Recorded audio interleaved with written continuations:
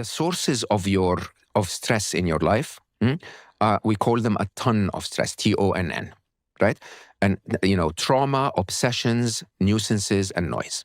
Trauma happens from outside you. It's a major change in your life, and it hits you so hard and it breaks you for a short time. But believe it or not, 91% of people will face at least one, but often several, PTSD-inducing traumatic event in their life.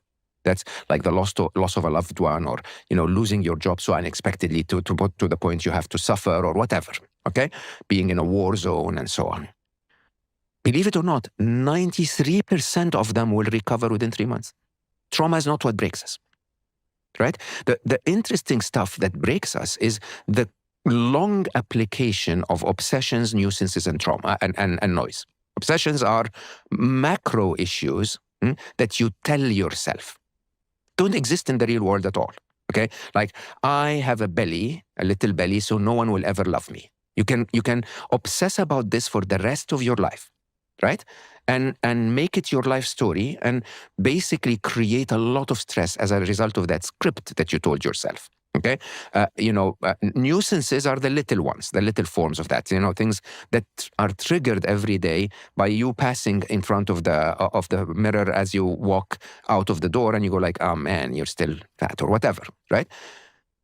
Believe it or not, most of our stress, however, comes because of what we call nuisances. Nuisances are stressors that don't break you; they're not trauma. Okay, but there are so many of them that you include in your life. So many of them. When Alice wrote, the limit bit of the chapter, she wrote a beautiful script about the first 5 minutes or 10 minutes of your day, and she started to count the stressors that you trigger in your life in those minutes, from the very loud alarm, right, to the opening your social media and seeing something upsetting, or opening WhatsApp and getting a message you don't like, and so on and so forth, right? And this is 5 minutes, 10 minutes before you even had your coffee. You get 10, 15 stressors. The trick is, how beneficial for your life have those been? And if we're aware, if we're able to look at those stressors and say, hold on, I'm going to take an inventory of all of the things that stressed me last week. Okay, a genuinely honest inventory. And I'm going to tell myself, oh, by the way, I don't need this. I don't need this. I don't need this. I don't need this. Right? My commute. If I leave 10 minutes early, would it be easier? If I leave 10 minutes late, would it be easier? If I take music or the Diary of the CEO podcast with me, would it become easier? Right? And if you actually attentively, deliberately look at all of the nuisances in your life, how many of them can you limit? Countless. I promise you, you can limit countless nuisances. You can remove that friend that's annoying you, okay? By simply texting them and saying, I don't want to be your friend anymore. Or simply winding down the conversations. Or when they send you something or talk to you about something, you go like, oh, very interesting. Right? Instead of engaging in those things, can you limit the amount of junk food you let into your life? Can you limit the amount of restrictions and control that you apply to yourself in your life? And millions of little things. Practically, though, how does someone who's listening to this now that has built that life, where they're in the corporate world and they're the managing director of this fund or whatever they are, they're listening to this now, they're on the way to work on the tube or the plane or the train or whatever, and they've built up all of these commitments. So they're getting the WhatsApps, they're getting the emails, they're getting the Pilates instructor checking. They've built that noise into their life. How do they set about unpacking it without destroying their life? You can do it granularly, or you can do it at macro levels. Okay. Right? So remember, limit, learn, and listen. Limit, the first module, the first ability is, what can I limit? 80% of that person's life is not needed. Okay? 80% of the money, unless you give your money to charity, is a waste of resources. Because you cannot enjoy 2 cars at the same time. You cannot enjoy 2 beds at the same time. You cannot, simple, really. And the trick is this: you can, at the micro level, tell yourself, I met, when I was in my chief business officer of Google X, I met this wonderful CEO who, basically appeared so chill. And I asked him and I said, how are you so chill? And he said, I do only 4 meetings a day at most. Each is an hour. Okay? Nothing less, nothing more. And I said, how? And he said, I'm a CEO. If I do meetings that are shorter than an hour, they're too operational. Okay? If I do meetings that are longer than an hour, they haven't figured it out yet. Okay? I'm so sorry, Steve, but how much of your business can be run by Oliver? Okay? Your CEOs should run that business. But again, I don't want to limit this to the top business people of the world. How much of your life as a salesman? So my sales team would walk into my review meetings, and they would present 12 opportunities every week. And I would go like, okay, I'm going to focus on number 1 and number 4. Don't talk to me about the other 10. And they go like, why? Why? This is like $1 billion of business. And I'm like, yeah, but this is enough. Those are more difficult. Those customers are interested. We can serve them better. If you serve them better, you're going to close the deal, right? Go do 2. And by the way, if there are 12, we should hire more salespeople. But if you focus on 2, you'll do 110% of your target. What's better than that? And normally what ends up happening is they continue to focus on all 12. And you know what happens? That portfolio approach, reality hits. You're running a portfolio so that 10 of them will fail and 2 will happen. You lose the 10. That's the reality, right? You're spreading yourself so thin that 10 of them are not getting your attention anyway. They're just bothering you in the back of your mind, and you lose the 10. So instead of 2, run 3, 50% buffer. Okay, devil's advocate again here. I'm thinking about the listener who every entrepreneur that they admire, every person they admire. Lies. It's lies, and you're contributing to it, my friend. No, but I'm really trying to. How many of those people, we know all of them, how many of them are happy? Oh my God, that's a different question. How many of them are well? So here's what I was going to say, is when you hear about the people you admire and that first year or 2 in starting the thing that they went on to do that, maybe even gives them fulfillment now, all of those people will say there was no work-life balance at the start. We had to work really hard. And that's just the way it is. I was working in a call center. I was building my business on the side. I had to work until midnight or else I wouldn't. I respect that. I couldn't have left the call center. I respect that. That's me.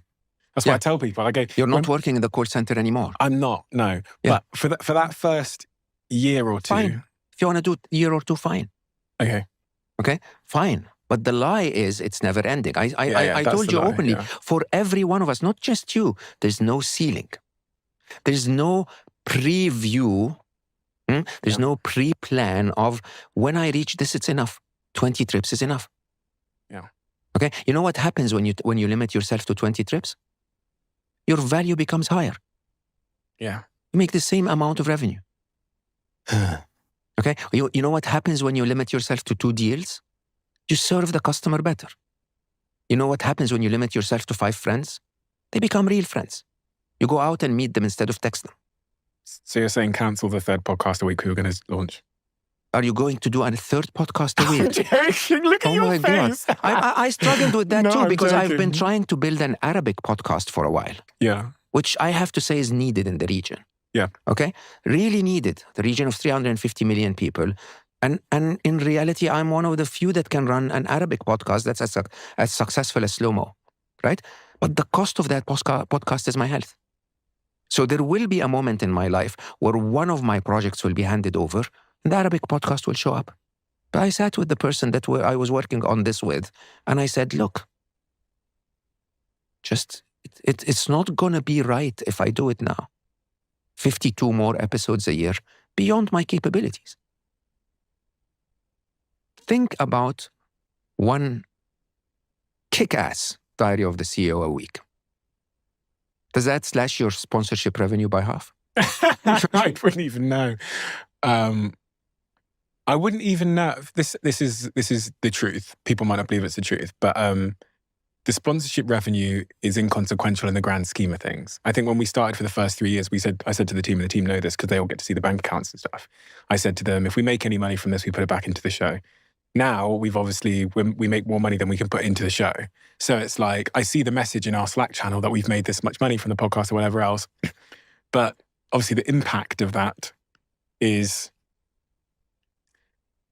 I mean, what does it mean? We can hire more people. We can have a studio in LA and in America at the same time. We can buy a big boat or buy a fleet. I'm never going to buy a boat because I'm so busy. No, I'm talking about the fishermen. Oh, right. Yeah, exactly. Right? Yeah. Okay. No, so the real question is, if you allowed yourself to measure a different objective, not the number of listeners, but the impact on every listener. Okay, interesting. Not the number of guests, but the quality of guests. Right? Not the number of topics, but the topics that you believe in. And how does that look over the long term? So you're saying you'd get to the same place over the long term? You'll not become Steve Jobs.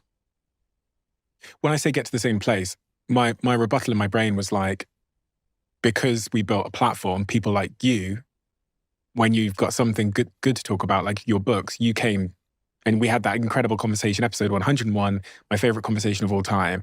That was a byproduct of us fighting hard to build a platform where you felt, or whoever's decision it was, I'm assuming it was someone else. So you're saying that because you're doing two episodes a week. By the way, when I did 101, it was one episode a week. But because you're doing 2 episodes a week, you're enabling more people to have a channel to speak. Right? There are 62,000 books written last year. You need to step up your game. If you want to serve all books. No, I don't want to serve all books. I just want the best ones. Yeah. So you. The question really is, again, what's the ceiling? How many good books can you spread a year? Right? I mean, when you look at slow-mo, I do the opposite of what you do. So a very interesting part of what I do with slow-mo is I rarely ever get a celebrity.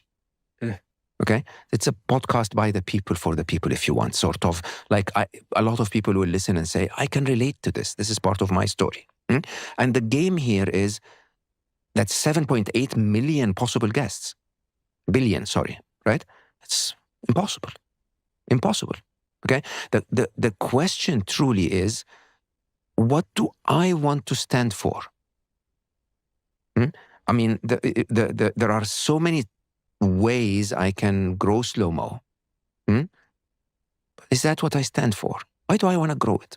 I mean, look at my Instagram and your Instagram. This is a very interesting conversation. My Instagram, I think, is 150,000 people or something. Yours is what? 15 million, gazillion, something like that? No. I don't know, but it's a very large number. Right?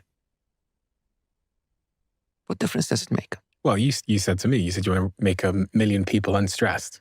Yeah. 1 billion people happy or whatever it was. It's my ambition. But do I have to do that? Or do people listening to this, are people listening to this going to tell other people about this so that they come and listen to this? Right? But, if this podcast had 6 listeners, you probably wouldn't have chose it for your book tour. I would have chosen 1,000 of them. Yeah, no time. but the question really is very straightforward. The question is, you're there already.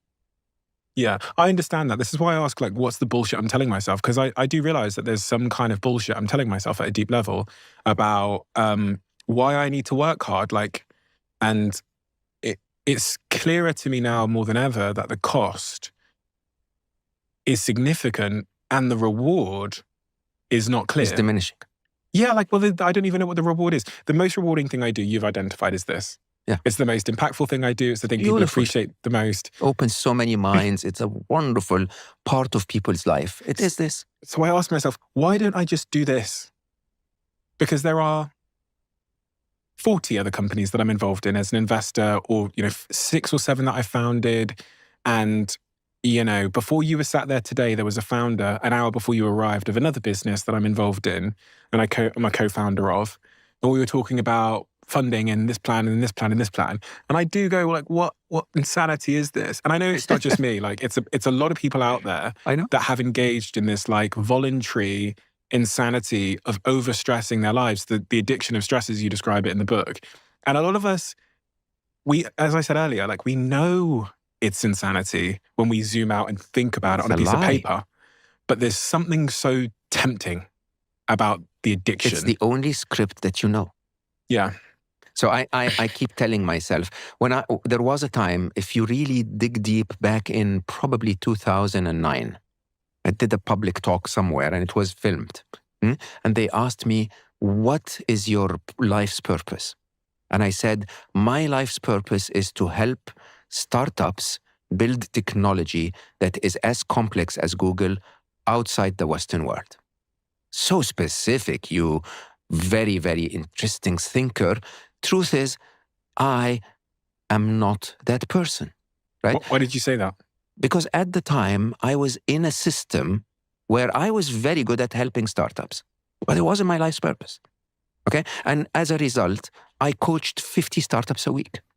When I used to go to California, I used to say, to tell me from the number of startups that needed my time, I used to say, I'm going to be in Blue Bottle Cafe on University Avenue between 11 and 6 p.m. or 5 p.m. on Sundays. Come over, catch me, and I'll try to help you.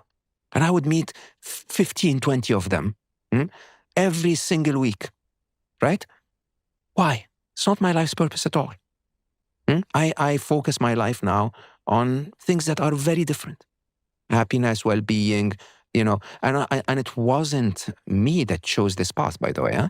That purpose chose me by Ali leaving the world, and at a moment where I was ready. Okay, what does that mean? It means that I had to leave Google X. I had to leave a career around being an angel investor and being this and being that. And, now people text me and say, Mo, I have this new startup and I really need you to invest. And I say, I don't invest. Period. Why? Because investment is not giving someone some money. Investment is a call every 4 hours. Hey, we have this opportunity. Who wants that? Okay? And the real question is, and I say it with worry that a lot of people might have already switched off the podcast by now. Okay? It's a big lie. The whole endless cycle of growth and progress is a big lie. It's the reason why we're allowing AI into our life without thinking of the dangers of AI. Because it's a big lie. More is better. Faster is better. More progress is better. Is it? Is it?